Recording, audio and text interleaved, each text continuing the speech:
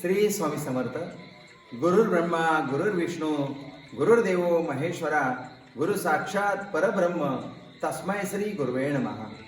गुरु म्हणजेच ब्रह्मदेव, गुरु म्हणजेच भगवान विष्णू म्हणजेच नारायण, गुरु म्हणजेच महेश्वर म्हणजेच महादेव. या त्रिमूर्ती जेव्हा एकत्रित आल्या तेव्हा दत्तप्रभूंचा आविष्कार झाला. दत्तप्रभू म्हणजे श्रीपाद श्री वल्लभ, म्हणजे श्री नृसिंह सरस्वती, म्हणजे श्री स्वामी समर्थ महाराज.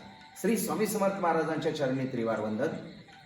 श्रोतेहो, याआधी आपण अध्याय 11वा समजून घेतला. आज आपण या क्षणाला श्री गुरुचरित्र सारामृत अध्याय 12वा समजून घेणार आहोत. श्री गणेशाय नमः. सिद्ध योगी म्हणाला, नामधारका अंबाभवानीने आपल्या परीने नरहरीला संन्यास घेऊ नये असे खूप समजावून सांगितले, परंतु नरहरीनेच आपल्या आईला समजावून सांगितले. ते म्हणाले, आई, प्रत्येक आई आपल्या मुलाला आपल्या परीने बालपणी संन्यास घेण्यापासून परावृत्त करण्याचा प्रयत्न करतेच करते. तूही करतेच, त्यात गैर काही नाही. तेव्हा नरहरी आपल्या मातेला समजावून सांगतात, आई, जीविताचा काहीच भरवसा नाही, म्हणून म्हातारपणाची वाट न पाहता जोपर्यंत आपले हे शरीर सुदृढ आहे तोवरच पुण्य मार्गाचे आचरण करावे. मला संसार धन दौलत कशाचीही आसक्ती नाही. संसार हा स्वप्नासारखा आहे.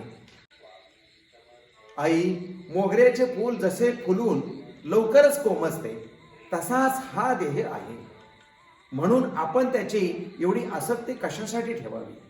अशा प्रकारचे वेगवेगळी उदाहरणे देऊन आपल्या माता पित्याची त्याने समजूत घातली. मुलाचे बोलवचन ऐकून आई त्याला म्हणाली, तू आम्हाला सांगितलेले सर्व पटते, परंतु याची खात्री वाटत नाही.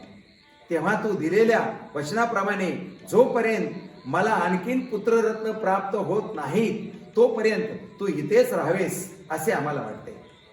तू आमचा पुत्र नसून आमचे कुलदैवत आहेस. तुझ्या वचनाची आम्हाला साक्ष पटवू दे. त्यानंतर नरहरी आई वडिलांसोबत मोजून 1 वर्ष राहिला. त्या कालावधीत त्याने अनेक विद्वानांना वेदशास्त्रे शिकवली. नरहरीच्या वचनाप्रमाणे त्याच्या मातेला जुळे पुत्र झाले.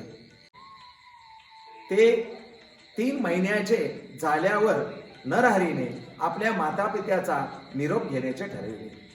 निरोप घेते समयी साक्षात दत्तात्रय स्वरूपात त्यांना दर्शन दिले आणि पुन्हा 30 वर्षांनी मी आपल्या भेटीस येईन असे सांगितले. तसेच या जन्मात तुम्हाला आणखी 2 पुत्र व कन्या प्राप्त होईल असे अभिवचन देऊन नरहरी तेथून लगेच निघून गेले. पुढे ते फिरत फिरत काशी क्षेत्रास गेले. तिथे कृष्ण सरस्वती नावाच्या वयोवृद्ध संन्यासी यतीचे संन्यास धर्माचे पुनरुज्जीवन करून लोकोद्धार करण्यासाठी नरहरीने कृष्ण सरस्वतींचा अधिकार ज्येष्ठत्व लक्षात घेऊन त्यांनाच गुरु करून घेतले व त्यांच्याकडूनच संन्यास ग्रहण करून घेतला. तेव्हापासून नरहरी श्री नृसिंह सरस्वती या नावाने ओळखले जाऊ लागले. श्री नृसिंह सरस्वती यांच्या प्रभावाने अनेक त्यांचे शिष्य झाले. माधव सरस्वती हा त्यांचा प्रिय शिष्य होता. हे सर्व ऐकून नामधारकाने विचारले, नरहरी या दत्तांचा अवतार असताना सुद्धा, स्वतः जगद्गुरु असताना सुद्धा त्यांनी गुरु का केला? कृष्ण सरस्वतींची गुरु परंपरा काय आहे? तेव्हा सिद्ध म्हणाले, गुरु परंपरेचा मूळ गुरु शंकर, त्यांचा शिष्य विष्णू, त्यांचा शिष्य ब्रह्मदेव, या क्रमाने वशिष्ठ, शक्ती, पराशर, व्यास, शुक्र, गौडपादाचार्य, गोविंदाचार्य, शंकराचार्य, विश्वरूपाचार्य, ज्ञानबोधगिरी, सिद्धिगिरी, ईश्वर तीर्थ, नृसिंह तीर्थ, विद्यातीर्थ, शिवतीर्थ, भारती तीर्थ, मलियानंद, देवतीर्थ सरस्वती, यादवेंद्र सरस्वती व कृष्ण सरस्वती अशी गुरु शिष्य परंपरा आहे. काशीमध्ये नृसिंह सरस्वतींनी संन्यास घेऊन ज्ञानदानाचे महत् कार्य केले.